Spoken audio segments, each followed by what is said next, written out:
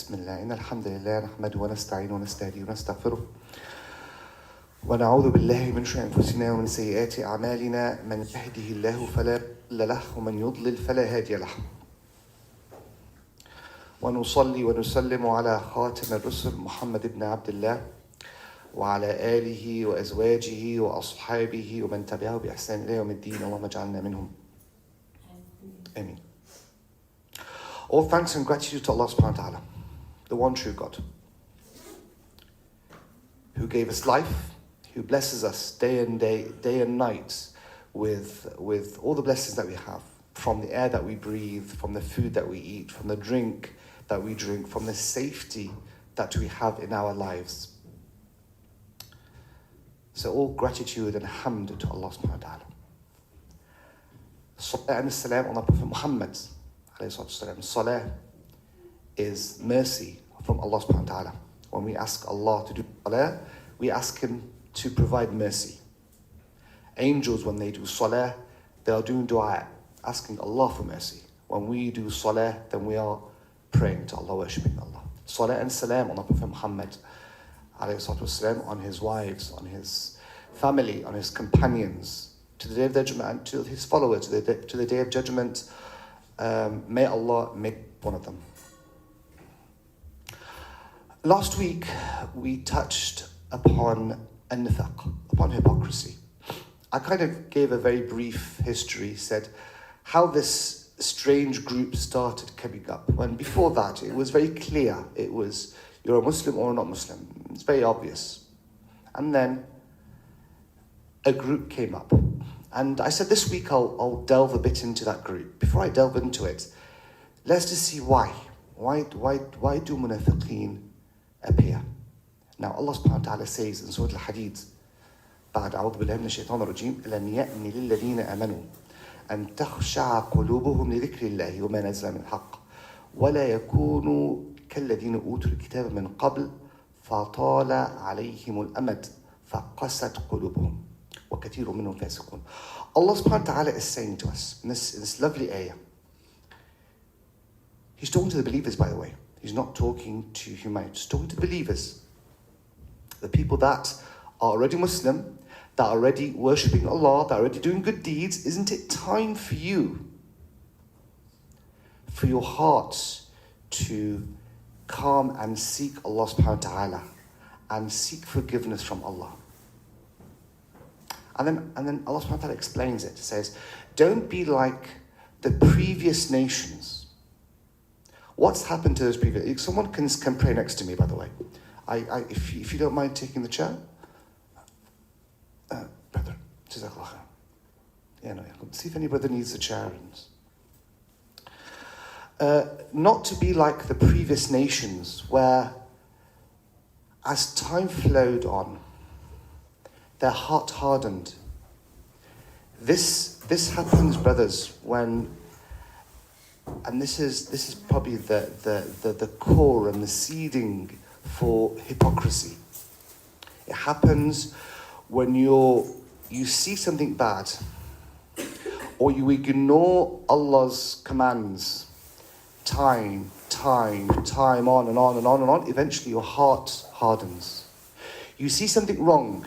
That's why Sayyidina Muhammad said that if you see something bad, change it with your hand if you're able to. If you're unable to, change it with your tongue. That means reject it with your tongue. If you're unable, change it with your heart. That means reject it in your heart. And there's no faith beyond that. Why does Sayyidina Muhammad say reject it in your heart? Only Allah sees that. Because if you do not reject something bad, eventually you'll get used to it. If you get used to it, it becomes something. I'll give you a very, very simple example. You go with your friends, a part of your work, your boss says, let's have a quick drink. You're a bit embarrassed. Let's go with them to have it. I'm not going to drink. I'm just going to sit with them. You sit with them day out, week after week after. What happens after that? Seeing someone drinking becomes normal for you.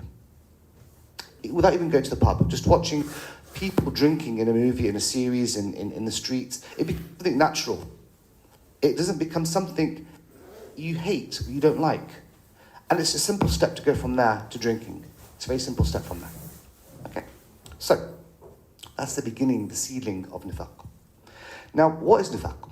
We said that nifaq before. There's two types of nifaq. And I'm not going to talk about the type that takes you out of Islam, and that's a clear type, which is inside you hate Islam. I'm not uncomfortable with it. No, I hate Islam. You know what? I'd rather not be a Muslim, but for whatever reasons around me, I'm going to call myself a Muslim. Whether those reasons are I want to hold on to power, my money, there's many reasons. People would want to, my family are forcing me, doesn't matter. That's why Allah subhanahu wa ta'ala from day one said, La ikraha fi din. There is no compulsion in religion. Religion, especially religion, if you want to be, it's open. And this is why, by the way, this is why the Muslimin are a quarter of the world. If there was compulsion religion, there would be no one but Muslimin in the world. At a certain point in the Muslim history, I think it's about maybe 500-600 years ago, if you like, took a spacecraft and looked at the planet, it was as if the whole planet's Muslim.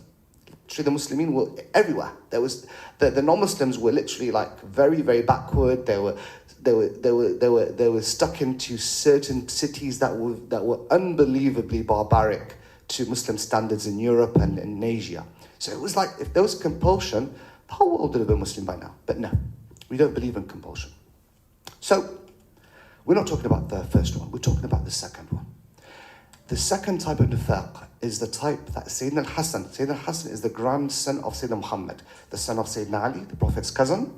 Sayyidina Ali, his wife, is the Prophet's daughter, Sayyidina Fatima. Sayyidina al-Hasan said that this type of nifaq, no one feared but a believer, and no one feels comfortable with it except the munafiq. What is the nifaq? It is the opposite of believing in Islam. Or believer. So you've got two things, a mu'min and a munafiq. If you do a sin, you're no longer a mu'min. You've taken an attribute munafiq.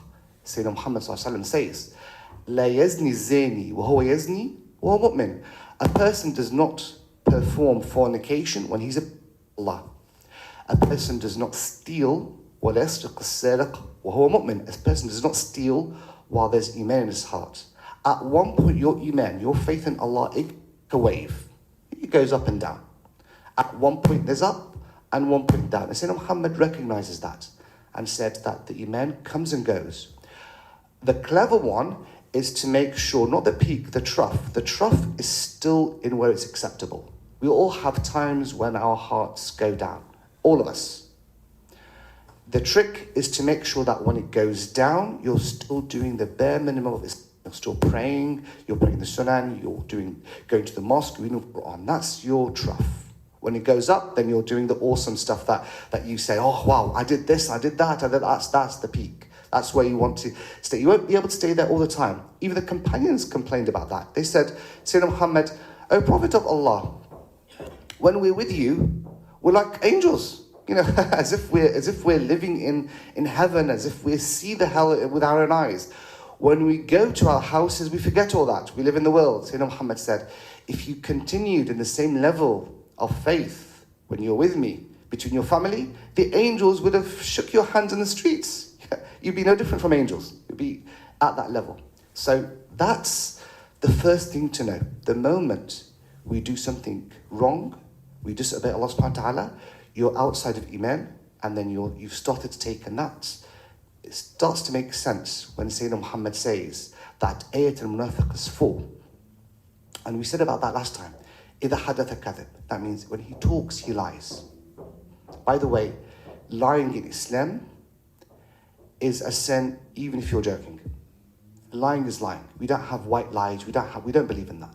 And I said before that a Muslim's word is gold, is solid. You say something, that's it.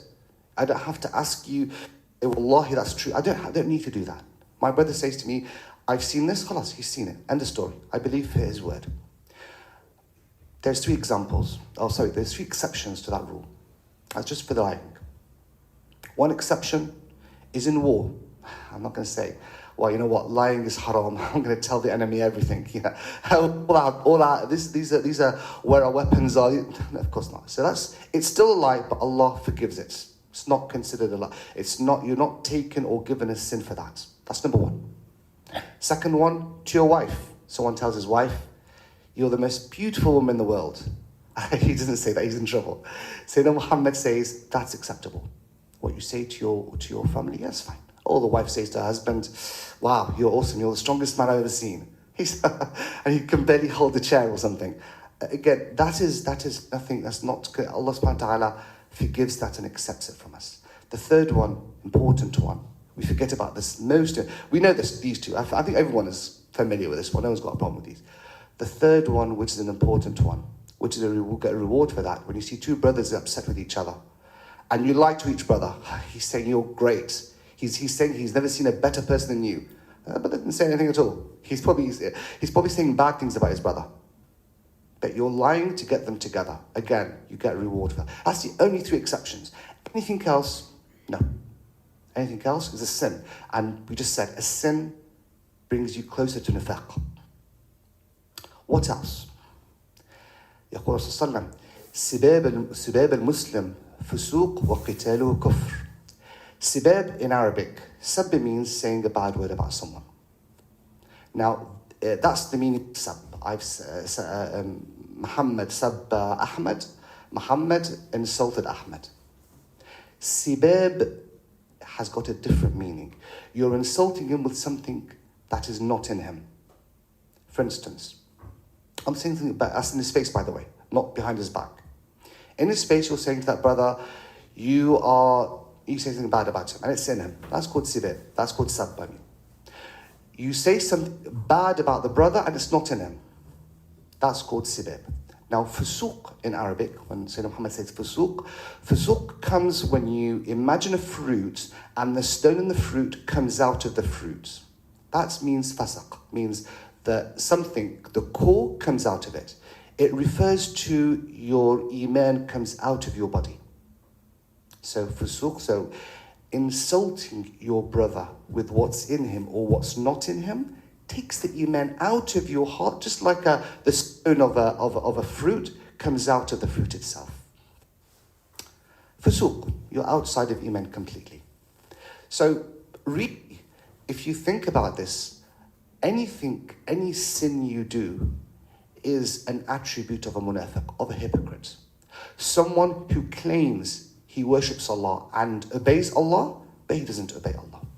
Now, أقول قولي هذا واستغفر الله العظيم لي ولكم فاستغفروه إنه هو الغفور الرحيم. Do istighfar and ask Allah forgiveness.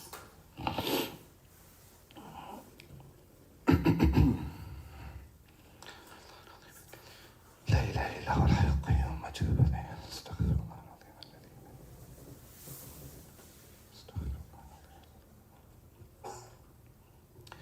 بسم الله إن الحمد لله نحمده ونستعينه ونستهديه ونستغفره ونعوذ بالله من شرور أنفسنا ومن سيئات أعمالنا من يهده الله فلا مضل له ومن يضلل فلا هادي له. All thanks and gratitude to Allah.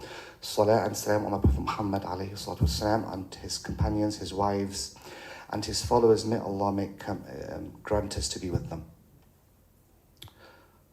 What else can I mean, there's many sins, and probably I can probably spend months detailing every sin, but there are a few things that I wanted to call out. Sins that I wanted to call out.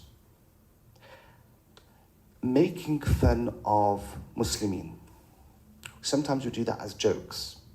We make fun of someone doing an act of worship, going to the mosque, reading Quran, and we'll joke about it. Especially Egyptians, we love to joke on these things. Sayyidina Muhammad had warned us greatly of doing that. Never ever make fun of a Muslim. To the extent, if you bring sadness to a Muslim's heart, that's a sin. The opposite, you smile. The act isn't smiling in a Muslim's face, you get a sin. The act is bringing happiness to your brother or to your sister. That's the idea, that's the core thing. You bring them happiness, Allah subhanahu wa ta'ala gives you a reward.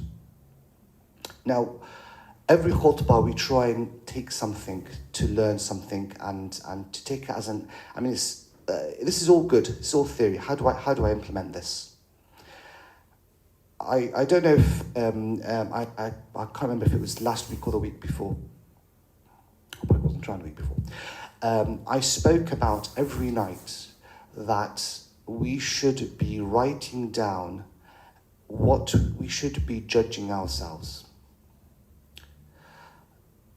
سيدنا محمد يقول عليه الصلاة والسلام حاسبوا أنفسكم قبل أن تحاسبوا وزنوا أعمالكم قبل أن توزن عليكم. Judge yourself before you're judged, and weigh your deeds before it's weighed for you. I think there's a brother outside, so if you just move and let him inside. So, before, we've got lots of things we have to do, but if we get a piece of paper and before we go to sleep, we write down 5 things, just 5.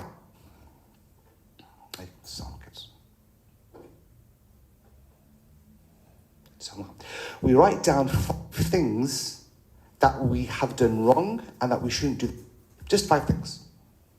Tonight when I go to sleep, I did this wrong, I did this wrong, I did this wrong, I did this wrong, I did this wrong. Inshallah, God gives me life tomorrow, I will make sure I don't do. Of course, if you recognize something as sin, you ask Allah forgiveness. Allah will forgive if you ask Him. Every day, pick up 5 things you've done, try and correct it for the next day. إني داعٍ فأمنهم كان جوا دعاء الله سبحانه وتعالى. اللهم لك الحمد حتى ترضى، اللهم لك الحمد إذا رضيت، اللهم لك الحمد بعد الرضا. اللهم صل على محمد في الأولين، اللهم صل على محمد في الآخرين، اللهم صل على محمد في الملأ الأعلى إلى يوم الدين. رب ارحم والداي كما ربياني صغيرا، رب ارحم والداي كما ربياني صغيرا، رب ارحم والداي كما ربياني صغيرا. سبحانك اللهم إني ظلمت نفسي فاغفر لي فإنه لا يغفر الذنوب إلا أنت. سبحانك اللهم إني ظلمت نفسي فاغفر لي فإنه لا يغفر الذنوب إلا أنت. اللهم إنا نسألك من الخير كله عاجله وآجله ما علمنا منه ما لم نعلم، ونعوذ بك من الشر كله عاجله وآجله ما علمنا منه ما لم نعلم. اللهم أنت الأول فلا شيء قبلك، وأنت الآخر فلا شيء بعدك، وأنت الظاهر فلا شيء فوقك، وأنت الباطن فلا شيء دونك. اقضي عنا الدين واغننا من الفقر. اللهم انصر إخوانا في غزة، اللهم انصر إخوانا في فلسطين. اللهم يا رب سدد رميهم وثبت أقدامهم. اللهم اشف مرضاهم، اللهم آمن روعاتهم، اللهم احفظ أعراضهم، اللهم أسق عطشهم، اللهم أطعم جائعهم، اللهم أكس عاريهم، اللهم رد غائبهم إلى أهلهم ردا جميلا سالمين غانمين لا خزايا ولا مفتونين. اللهم ادخلنا الفردوس الأعلى في الجنة، اللهم ادخلنا الفردوس الأعلى في الجنة، وارزقنا كل ما يقرب إليها من قول أو عمل، وأجرنا من النار ومن عذاب القبر ومن كل ما يقرب إليهما من قول أو عمل. Oh Allah, guide us to every deed and act that leads us to the Firdaus al-A'la in the Jannah. Oh Allah, lead us away from any deed or acts that makes us closer to hell. Wa akhiru da'wana alhamdulillahi rabbil alameen wa aqim as-salah.